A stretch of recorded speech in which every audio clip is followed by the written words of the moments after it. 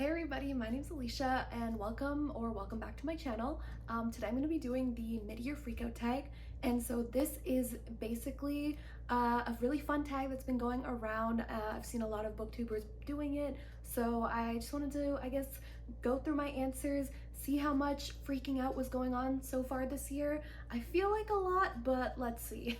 Let's get it. So right off the bat, the first question is, what was your favorite book of the year? So this is a really difficult question, and I've read quite a few really good books that basically I'm still thinking about, and that's kind of how I determine if it was my favorite. Like basically if I just can't stop thinking about it, want to reread it, all of those things. So I have picked two, and yeah, so basically the first one is The Seven Husbands of Evelyn Hugo. So this, of course, is a very popular book. It's one that I know a lot of people have read and a lot of people love. It's a booktube darling, and I finally read it, I think this month or last month, and so yeah, absolutely fell in love with this. This is basically the story about a reclusive Hollywood star named Evelyn Hugo, who has lived a pretty mysterious life, and now she's in her 80s and finally has decided to do a basically tell-all interview, and wants to write or get a memoir written about her. And so we learn a lot about her life. We learn about why she had seven husbands, if she loved all seven, who was her the love of her life. And through that story we learn so much more about Evelyn Hugo, who honestly, the reason I think I love this book so much is because after you read this book, you honestly think that Evelyn Hugo is a real person. And I honestly wanted her to be a real person because she was just written so beautifully, and she was so complex and such a real person. So yeah, absolutely love this book. And then my second book that I'm not sure which one's better, honestly. I love them both so much, but that was Gods of Jade and Shadow by Sylvia Moreno Garcia. So this I read actually near the start of the year, and I just completely fell in love with this book. I think the writing was exquisite, the story was beautiful, the romance was so amazing, the mythology and the world building, just everything about this book was so good. And this one was basically about, it's kind of like Aztec and Mayan mythology, and so it has to do with the god of death, or the god of the underworld in the Mayan mythology. And so he basically meets this young woman named Cassiopeia, and I believe the story actually takes place in the 1920s or 30s or 40s. Basically it's historical, but it's a young woman who is pretty much bogged down by the patriarchy and by her grandfather and her male cousin, and she kind of has been told all her life that she's worthless and she can't do anything. And so she basically accidentally stumbles across the god of the underworld, and they go on this really cool and fun adventure and quest together. And yeah, just so much about this book was so great. And I don't own a physical copy yet, but I really need to get on that, and I really want to reread it as well, because yeah, both these books were just absolutely fantastic. So the next question is, what was your favorite sequel of the year? So I read quite a few sequels actually this year. I started a lot of series, and a lot of them I was so invested in the story that I was I need to pick up the second book right away. But two that were pretty much at the top of my list was, firstly, I have the first book, but the sequel for this, but this is An Absolutely Remarkable Thing by Hank Green, and the sequel was A Beautifully Foolish Endeavor by Hank Green. So this, I wasn't really expecting much from this book when I first read it, and I read this book earlier this year before picking up the sequel, and it was just such a funny, unique story. And I really loved the world, I loved the message, I loved the characters.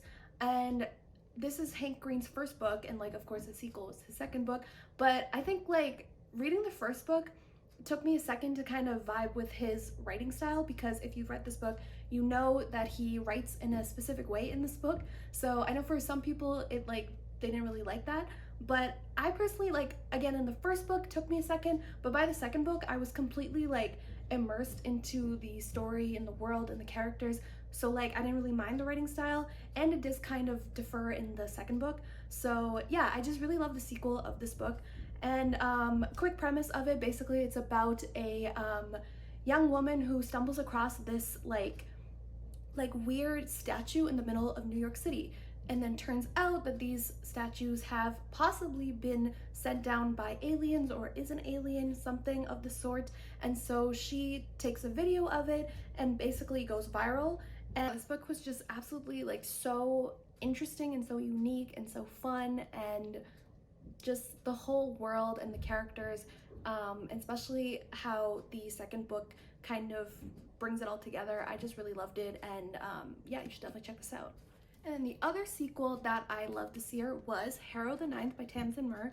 So this is the sequel to Gideon the Ninth, which is basically a kind of sci-fi, fantasy, murder mystery, just a lot of different genres. And it's such a fun book, and like also really confusing. And this book was so much more confusing than the first one. So if you thought the first one was confusing, this one gets a lot worse. But what I loved about this book was that once you get to the end and it all kind of like comes together, it's so worth it, because this book is just so interesting and so cool and told in such a cool perspective that I just really loved it. This book is also told mostly, like, majority of it is in second person, which I know a lot of people don't love, and I don't necessarily love or hate it, but I think in this book what the author was trying to do, like, she really pulled it off, again, because for about 2/3 of the book it's told in second person. It's really confusing, you might not know what's going on, but then once you get to the last third and you get to the ending and you like understand everything, and it's so worth it. It's so great, and I just really love this whole series, and I can't wait for the third book that's supposed to be coming out next year, I believe. So to go a little faster, because I've noticed that I just can't shut up when I'm talking about these books, I'm probably not going to include a lot of the like synopsis and like what the story's about, and I'm just gonna like talk about what I liked about the book. So anyways, let's get back into it. So the next question is your most anticipated new releases you want to read. So of course there are so many new releases that are out there, but a couple that I own currently and that I'm super excited to read are, firstly, Malibu Rising by Taylor Jenkins Reid. So like I was saying earlier, I read The Seven Husbands of Evelyn Hugo, absolutely loved it, and this of course is about a like the children of a character from that book, the first Seven Husbands, and it's one of the husbands. And I've just heard so many great things about this book. I love Taylor Jenkins Reid's writing, so I definitely think I'm gonna love this, and I can't wait to finally get to it. And then the other book that I'm really excited about reading is Ace of Spades by Farida Abike Iyamidi. I hope I said that right. But this is, I believe, like a dark academia. It has queer characters, it has black characters, and it's another book that I've heard, I don't know if I've heard a lot of good things about it, but I've heard a lot of hype about it, so I'm hoping it's really good, and I can't wait to get to this one as well. And then the next question is your most anticipated releases for the second half of the year. So another two that I'm really excited about. Firstly is The Chosen and the Beautiful by Nevo, I think is the author's name. I believe actually this book has maybe come out already in June, but I don't own it yet, so I'm gonna include it here. This is like basically a retelling of The Great Gatsby, but of Jordan Baker, and she is a Asian queer character, and just like it's a whole different spin on the like Great Gatsby story, so I'm really excited about that. And then I'm also really excited about Velvet, I believe Velvet Was the Night is the name, by Sylvia Moreno Garcia, who, again, as I mentioned earlier, who wrote Gods of Jade and Shadow, which is one of my favorite books.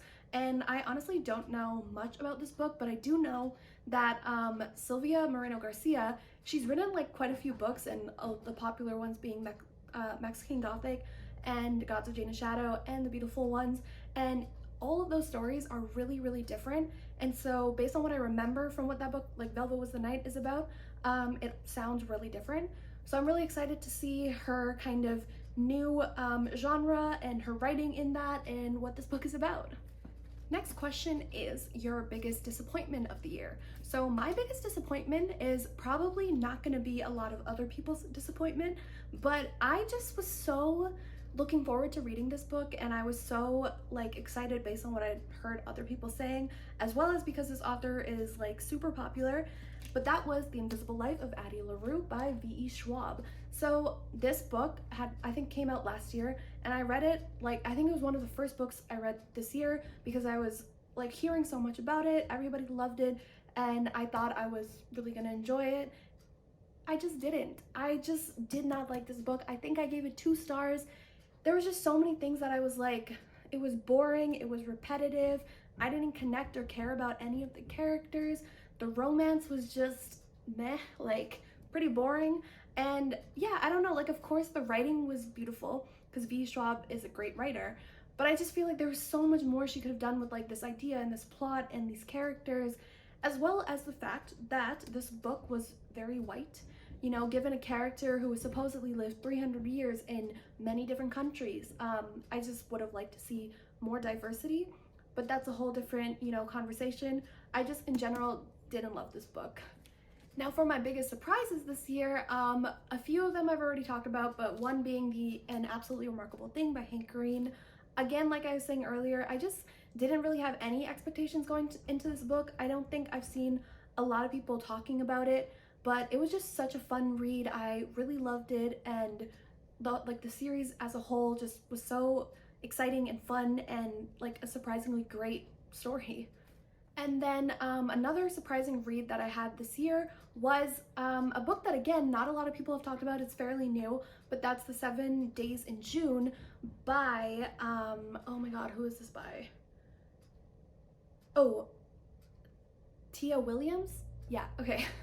7 Days in June by Tia Williams. So this is a kind of like adult romance, a bit sexy, has some sex scenes, and it was just such a like fun and like sweet and romantic and heartbreaking read. There were just so many like messages and themes that I wasn't expecting when I was like went into reading this book. It was also surprisingly like really funny. I loved the like characters and like their witty humor, and the romance, amazing. I actually heard about this book through, I think it's a Reese's like Witherspoon's book club pick. So I just saw the cover and I was like, that looks really cool, and I was like looking for, you know, fun, easy read, and yeah, I just loved it. It also, this book does deal with like a few kind of heavy topics, so definitely look into the trigger warnings before picking it up, but I loved it. It was so great. So now moving on to my new fictional crush. So again, so many characters that I could choose from, so many characters that I've loved in a lot of books that I've read this year, but a couple that have stuck out. One is Adam from Love from A to Z by S.K. Ali. So this is a contemporary YA romance, and the main character, one of like the love interests, Adam, he was just such a like just a sweet, really like nice guy, and I just feel like if I knew him in person, yeah, hella question on him, so love him.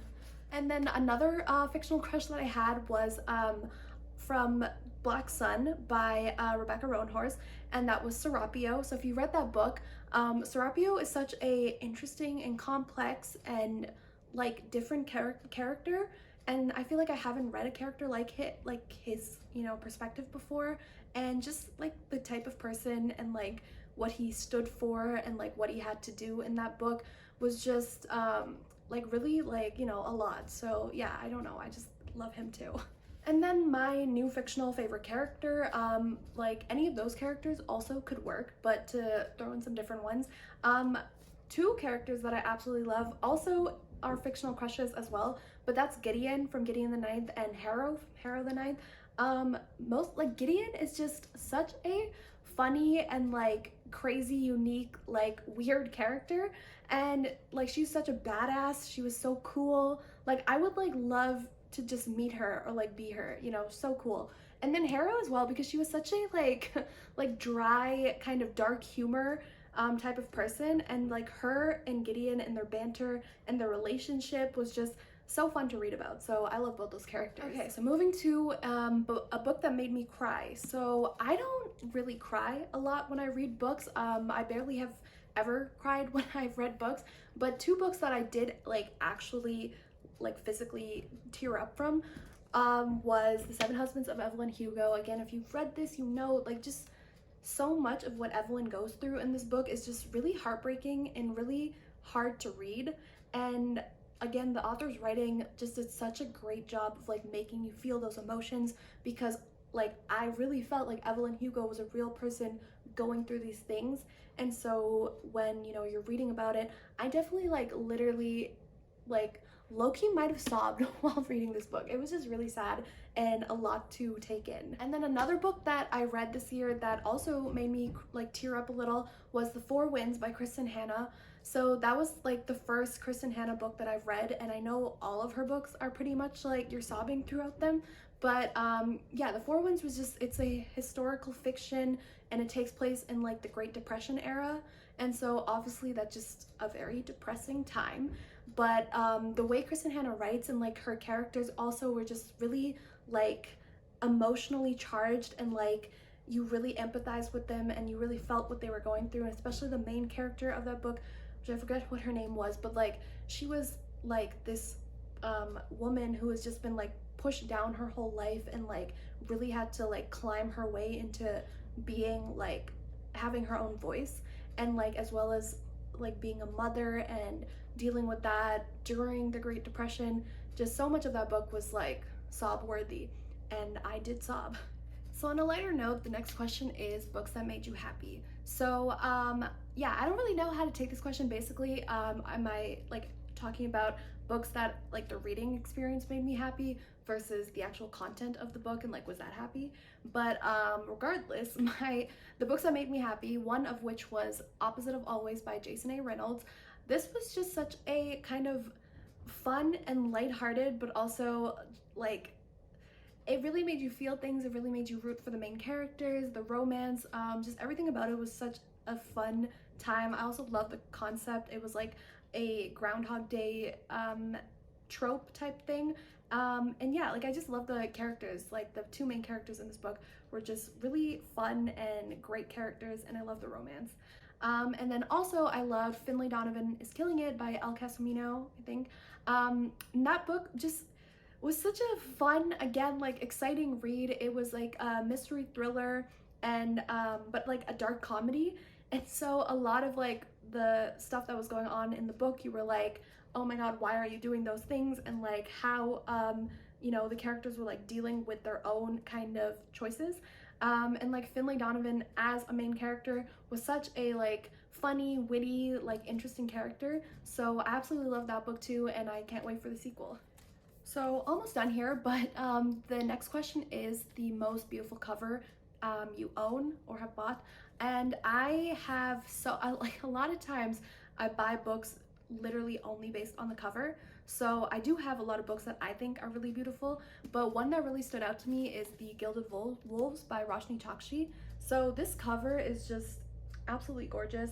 I love the green, I love the like gold on it, and I actually recently just started reading this and I am loving this book. I know the second book, The Silvered Serpents, is also out, and the third and last book in the series is coming out later this year. So I really can't wait to get to those books as well. And then lastly, the last question of this tag is books that you need to get to by the end of this year. So I have so many books on my TBR, books that I physically own, because again, I just can't stop buying books. But a couple that I really want to get to is the Gilded Wolves, which thankfully I have started, so I most definitely will be finishing this year. And then another book that I'm actually really excited about is The Maidens by Alex Michaelides. And I have heard so many cool things about that book. I love the premise of the book. And another book with a great cover. I don't have a physical copy with me right now, but yeah, I'm really looking forward to getting to that book too.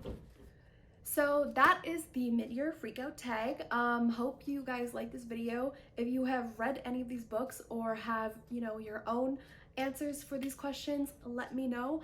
And yeah, thanks for watching and see you guys next time.